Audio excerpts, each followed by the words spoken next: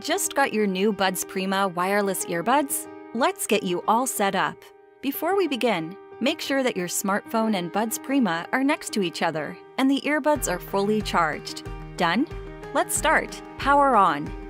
The earbuds will automatically turn on once the charging case is opened. Power off. The earbuds will automatically turn off on closing the lid of the charging case. Pairing. Open the charging case and remove the earbuds. Turn on the Bluetooth on your device and open the Bluetooth menu.